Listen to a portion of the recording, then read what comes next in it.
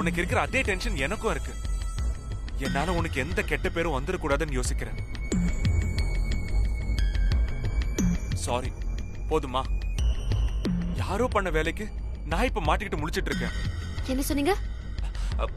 கொஞ்ச நேரம் டென்ஷன் ஆகாம அமைதியா இரு ப்ளீஸ். நான் லீலாவுக்கு ஃபோன் பண்ணி வர சொல்றேன். அவ வந்து டோர் ஓபன் பண்ணி விடுவா.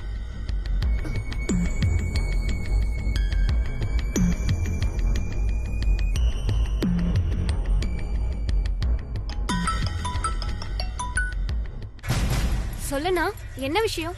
லீலா, நான் என்ன நடந்துச்சுன்னு அப்புறம் டீட்டெயிலா சொல்றேன். ஃபர்ஸ்ட் நான் சொல்றத கேளு. நான் சாம பார்க்க அவர் ரூமுக்கு வந்தேன். நான் ரூம்ல இருக்கும்போது யாரோ கதவை வெளியே லாக் பண்ணிட்டு போயிட்டாங்க. நாங்க 2 பேரும் உள்ள மாட்டிட்டோம். நீ வந்து கொஞ்சம் உடனே ஓபன் பண்ணு. சரிண்ணா. லீலா, அப்புறம் ஒரு முக்கியமான விஷயம். சொல்லு. யாருக்கும் தெரியக்கூடாது, குறிப்பா அம்மாவுக்கு. குயிக்கா வா. சரிண்ணா.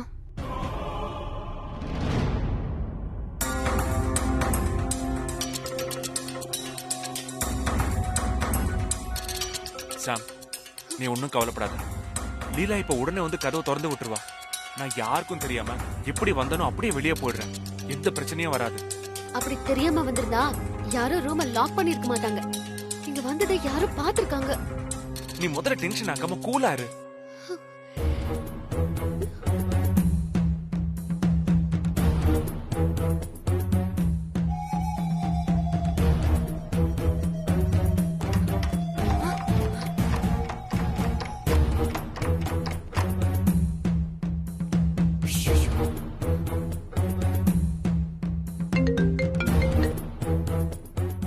லீலா, அண்ணா, வெளியே கீ போட்டு லாக் பண்ணிருக்காங்கண்ணா. என்னது?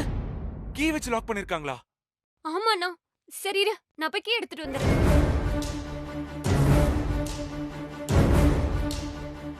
கீ போட்டு லாக் பண்ணிருக்காங்கன்னா கண்டிப்பா அந்த சாமானியாவோட வேலையா தான் இருக்கும். இது பார் சாம், நாம எந்த தப்பும் பண்ணல. எதுவா இருந்தாலும் பேசிக்கலாம். நீ சைலண்டா இரு.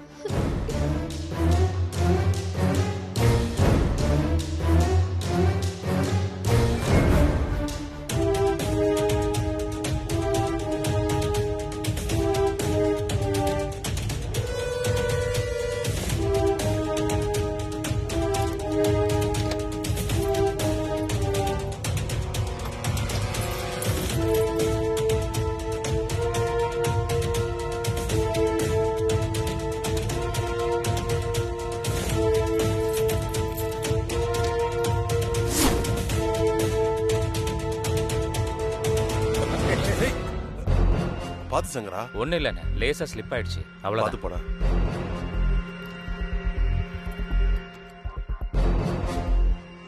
என்னடா தங்கச்சி பொண்ணு தடமாறிடுச்சேன்னு பதறியா? நான் போடுற டிராமாவில் அவ மானத்தை மட்டும் இல்லடா, உன் மக மானத்தையும் சேர்த்து வாங்குறனா இல்லையான்னு பாரு.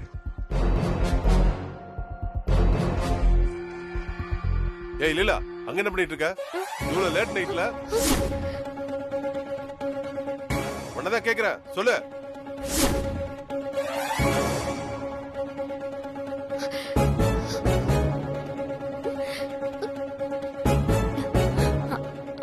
அது வந்து அவ எப்படி சொல்லுவா? தங்கச்சிக்கு அண்ணன் நல்லா ட்ரைனிங் கொடுத்து வச்சிருக்கான்.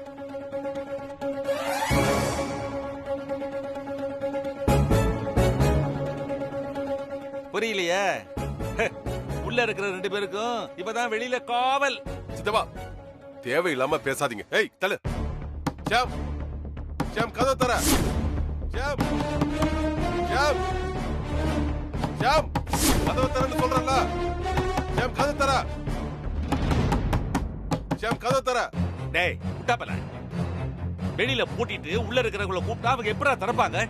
யார் லாக் பண்ணா? சமந்தா ரூமுக்கு சூர்யா தனியா போறத பார்த்தேன், அதனால நான் தான் லாக் பண்ணேன்.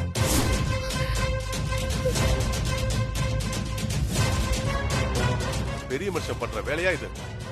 டேய், இதுல எனக்கு எந்த உள்நோக்கமும் கிடையாதுடா.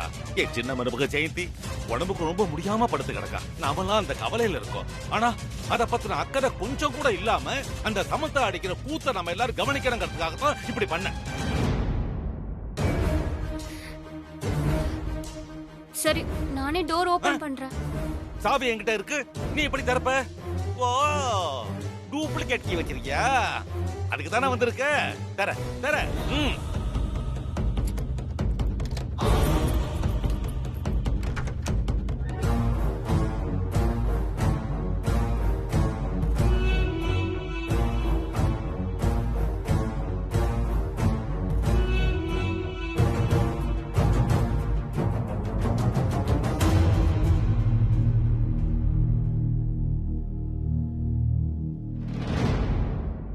ஒன்றே நான் மோதிரம் காணாம போனதுக்கு என்ன அசிங்கப்படுத்தணும் இல்ல? இப்ப பாடுறா என் ஆட்டத்தை.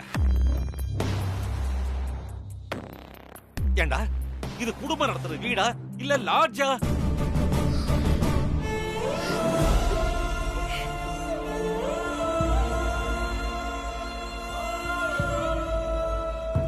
ராமனும் சீதையும் மாதிரி எங்க அண்ணனும் அண்ணியும் வாழ்ந்த வீடுறா இது.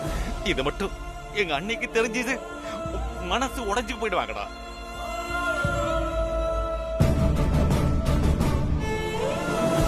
அவங்க ஒரு தீர்க்கதரிசி. இப்படி எல்லாம் அசிங்கம் நடக்கணும் தெரிஞ்சுதான் முன்னாடியே விட்டு போயிட்டாங்க. ஏண்டா சூர்யா, ஊருக்கெல்லாம் புத்திமதி சொல்லுவ, இன்னைக்கு என்னடா ஆச்சு உனக்கு? உன் புத்தி கெட்டு போச்சா? நீ இப்படி கேவலமா நடந்துப்பேன்னு நான் கொஞ்சம் கூட எதிர்பார்க்கலடா. சித்தப்பா போதும், நிறுத்துங்க. சூர்யா நீ சொல்லு, என்னாச்சு?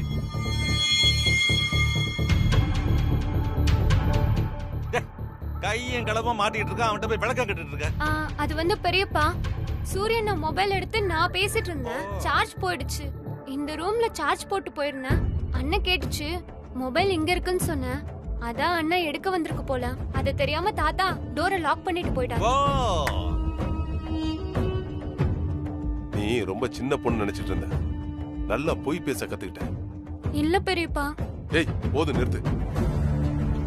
யாரு என்ன சொன்னாலும் அதை அப்படியே நம்புறதுக்கு நான் ஒன்னும் முட்டாள் இல்ல. கரெக்ட். ஒரு காலத்துல அவன் முட்டாளா இருந்திருக்கலாம், ஆனா இன்னுமா அப்படியே இருப்பான்னு எதிர்பார்க்கலாமா?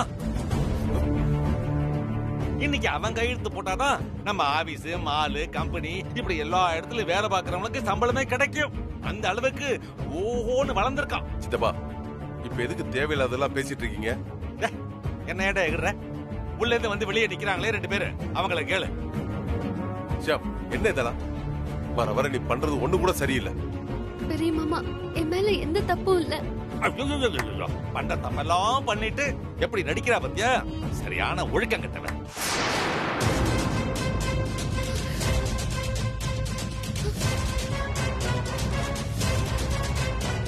போதும், நிறுத்துங்க. சின்ன விஷயத்த ஊதி ஊதி பெருசாக்குறீங்க. எதுடா சின்ன விஷயம்?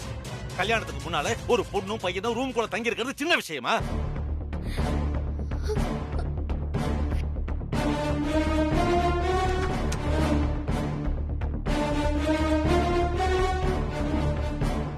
அமெரிக்கால வேணா இது சாதாரண விஷயமா இருக்கலாம்டா, ஆனா நம்ம ஊர்ல கிடையாது. நமக்குன்னு ஒரு பண்பாடு, கலாச்சாரம் இதெல்லாம் இருக்கு. நீ சத்தம் போட்டு ஏன் வாயை வேணா மூடிடலாம், ஆனா ஊர் வாயை மூட முடியாது.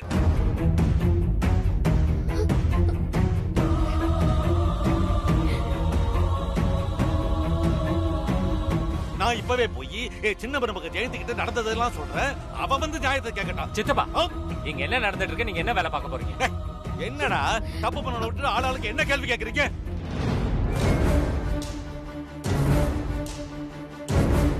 எல்லாம் தெரிஞ்ச பையன், மெச்சூர்டா நடந்துக்குவேன்னு நினைச்சேன். இப்படி 4 பேர் அட்வைஸ் பண்ற மாதிரி நடந்துக்குவேன்னு நான் நினைச்சு கூட பார்க்கல சூர்யா.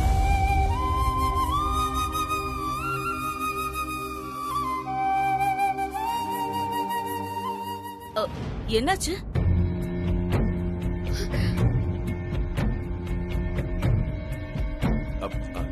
அது ஒண்ணு இல்ல, சும்மாதான் பேசிட்டு இருக்கோம். இல்ல ரொம்ப சத்தமா இருந்தது. ஆமாமா, சத்தமா பேசிட்டு இருந்தோம். சரி எல்லாரும் போய் படுங்க, எதுவாக இருந்தாலும் காலைல பேசிக்கலாம். லீலா வா.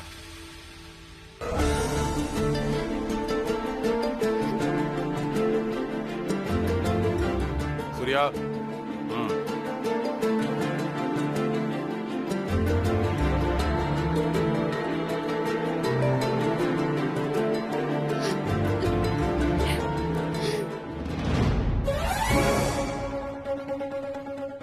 மா நீ ரூமுக்கு போ, நான் வரேன்.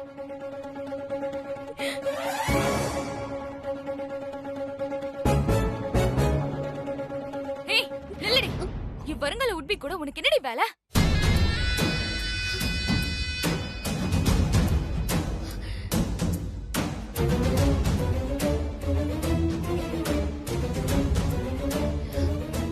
என்ன பாக்குற? இங்க நடந்த மொத்த விஷயமும் எனக்கு தெரியும். ஏற்கனவே சொல்லியிருக்கேன், சூர்யா எனக்கு தான்.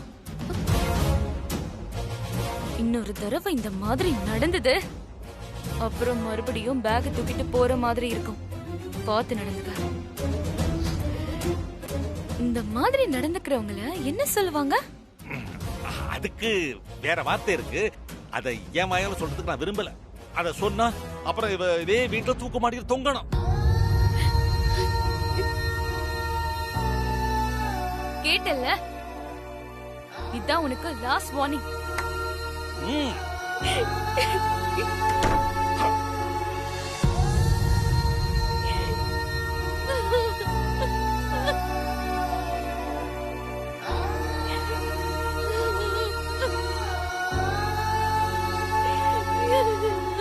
இந்த மாதிரி நடந்துக்கிறவங்கள என்ன சொல்லுவாங்க? அதுக்கு வேற வார்த்தை இருக்கு. அதை ஏன் வாயால சொல்றதுக்கு நான் விரும்பல.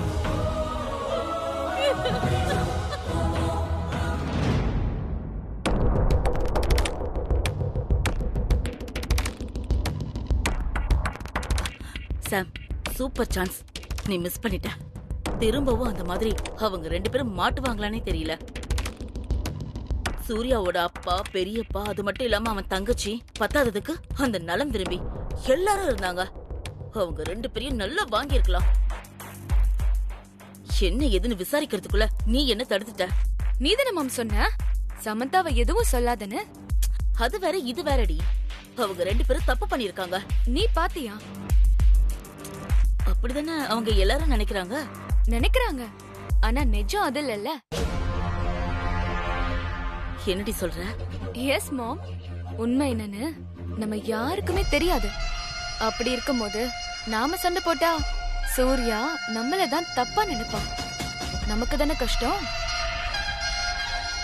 நீ மட்டும் சண்டை போட்டிருந்தா அது உண்மைன்னு ஆயிருக்கும். அதுக்கப்புறம் கல்யாணத்துக்கு முன்னாடியே ஒரு பொண்ணு கூட தப்பு பண்ண சூர்யாவை நான் தெரிஞ்சு கல்யாணம் பண்ண மாதிரி ஆயிடாது? அப்போ இந்த வீட்ல இருக்க எல்லாருமே இவளே தப்பானவதான், அதனாலதான் தப்பு பண்ண சூர்யாவை கல்யாணம் பண்ணிக்கிறான்னு ரொம்ப கேஷுவலா சொல்லுவாங்க. அதோட நிறுத்த மாட்டாங்க மாம். தப்பான பொண்ணை வளர்த்த நீயும் தப்பானவன்னு தான் சொல்லுவாங்க. இப்படி ஒரு பாயிண்ட் ஆஃப் வியூல நான் யோசிக்கவே இல்ல. இது எல்லாத்தையும் விட ஒரு முக்கியமான விஷயம் இருக்கு. என்னது அது? அவங்க 2 பேருமே ஒண்ணுமே பண்ணல. ஆனா நீ போடுற சண்டையில தப்பு பண்ண 2 பேரையும் ஒண்ணு சேர்த்து வச்சிடலான்னு சூர்யாக்கும் சமந்தாவுக்கும் கல்யாணம் பண்ணி வச்சுட்டா நம்மளால என்னமா பண்ண முடியும்? அப்புறம் உங்களோட ஆசை, கனவு எல்லாத்தையும் மறந்துட்டு அடுத்த பிளைட்டை பிடிச்சு அமெரிக்காக்கு போக வேண்டியதான். உனக்கு ஓகேவா? Super sir, extraordinary, brilliant. சில நேரத்துல நீ பிரமாதமா யோசிக்கிற. நான் உன் பொண்ணாச்சே மாம்.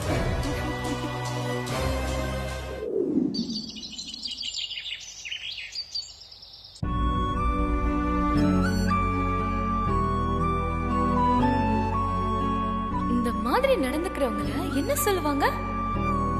அதுக்கு வேற வார்த்தை இருக்கு. அதை ஏன் வாயால சொல்றதுக்கு நான் விரும்பல. இந்த நாராயணனுக்கு என் மேல என்ன கோவம்னே தெரியல. எப்ப பார்த்தாலும் என்ன ரொம்ப இன்சல்ட் பண்றாரு. நான் இங்க இருக்கிறது அவருக்கு பிடிக்கலன்னு நினைக்கிறேன். என்ன நடந்ததுன்னு பெரிய மாமா கிட்ட சொல்ல கூட விடல. உடனே பெரிய மாமாவை மீட் பண்ணி நடந்தது அவர்கிட்ட சொல்லி மன்னிப்பு கேட்டே ஆகணும்.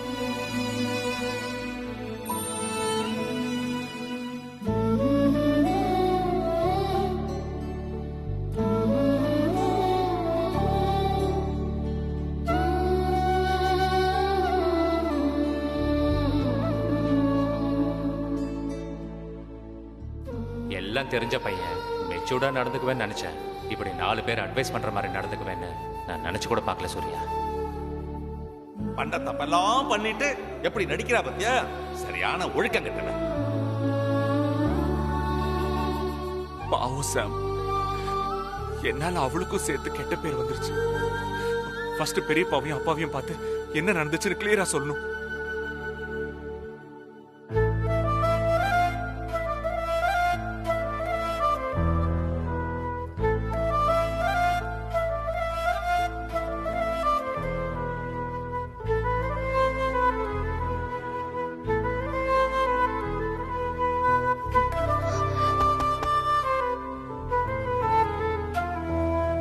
பெரிய மாமா நம்மள திட்டினாலும் அடிச்சாலும் பரவாயில்ல, எப்படியாவது நடந்த விஷயத்தை அவர்கிட்ட சொல்லி புரிய வைக்கணும்.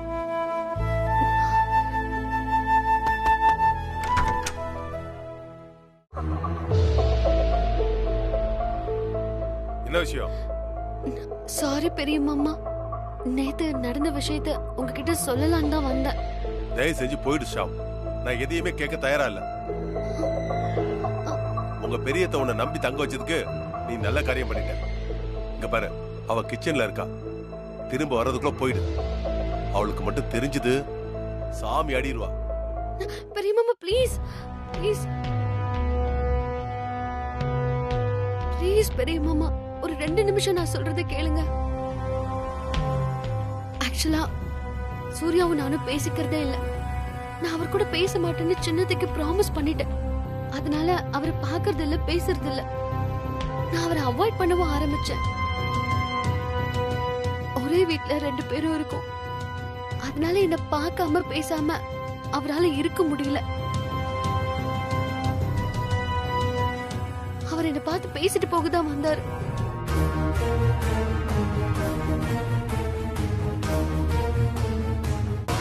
உங்களுக்கே தெரியும் வீட்ல எவ்வளவு பிரச்சனை நடந்துட்டு இருக்குன்னு. அன்னைக்கு காணாம போன ரிங்க கிடைச்ச உடனே அது சூர்யா கிட்ட கொடுக்கிற மாதிரி ஆயிடுச்சு. சூர்யாவுக்கு அது ரொம்ப கஷ்டமா இருந்திருக்கும் போல. அதனால அதை என்கிட்ட கொடுக்கதான் வந்தாரு. நாங்க வேற எந்த தப்பும் பண்ணல பெரிய மாமா. உண்மை ஒரு நாள் உங்களுக்கு தெரிய வரும். அன்னைக்கு தெரியும் எங்க 2 பேரும் மேல எந்த மிஸ்டேக்கும் இல்லைன்னு. மாமா, நான் ஒண்ணே சொல்லிக்கிறேன். நாங்க என்னைக்குமே சூரிய வம்ச குடும்பம் பெருமைப்படுற மாதிரி தான் நடந்துப்போமே தவிர அதுக்கு கெட்ட பேரை உண்டாக்க மாட்டோம். எங்களை நம்புங்க பெரிய மாமா. ஷாம், வருத்தப்படா ஷாம், எனக்கு புரியுது. இங்க பாரு, சூர்யா உன்னை பார்க்க வந்தானா என்கிட்ட பேசாத பழகாதன்னு சொல்லிடு. ஒரே வீட்ல இருக்கிறதுனால அவரால முடியலன்னு நினைக்கிறேன். இந்த ப்ராப்ளம் சால்வ் பண்ண ஒரே ஒரு வழிதான் இருக்கு பெரிய மாமா. சூர்யாவுக்கும் சாவன்யாவுக்கும் என்கேஜ்மெண்ட் பண்ணி மேரேஜ் டேட் ஃபிக்ஸ் பண்ணிடுங்க. எல்லாமே சரியாயிடும்.